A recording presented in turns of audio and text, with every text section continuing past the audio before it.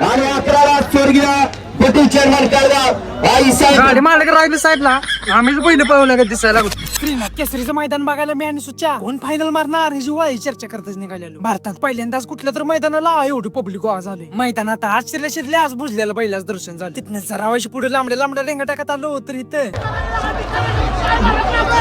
जे मैदानाच्या पट्ट्यावर गाडी आहे नाही त्यालाच कळते बघा. या नादाला तोळा आहे का सांगा आता. पार पायाचा भुक्का उडलाय तरी बी सुट्टी नाही. त्यात मैदानावर दुधाबी एवढा होता की घरातल्याच निवडकल का नाही याची सगळं गॅरंटी नव्हती. थोड्या गाड्या पण सुटणार होत्या म्हणून म्हणलं आपलं जरा आकडेला जाऊन थांबूया. कडेला आल्यावर बी उडी निभार गर्दी होती की पाय ठेवायला सगळं जागा नव्हती. पण कसं आहे आपला नादच नाही हो. डायरेक्ट आत्राई कार्यक्रम असतो. इथनं मात्र मैदान बघायला एकदम किलर खोट दिसत होतं. आता सेमीच्या गाड्या सुटणार होत्या. जरावायची आपल्याला बी बोलायला येते का बघू. तास क्रमांक 1 वरती होईल धुमाळ्यांचा बकासूर आणि त्याच्या साईडला सर्जा उभारलाय. गाड्या सुटल्या आणि भव्य दिव्य असं फॉर्च्युनरचं मैदान. अतिशय सुंदर अशी सेमीची लढत. कोण होणार फॉर्च्युनर साठी पात्र जमलं का नाही कमेंट मध्ये सांग. सगळं झालं पण फायनलचा निकाल घेतला संभाजीनगरच्या लखन आणि रॉकी. आणि जनरलचा निकाल घेतला हेलिकॉप्टर पाहिजे आणि ब्रेक फेल पाहिजे.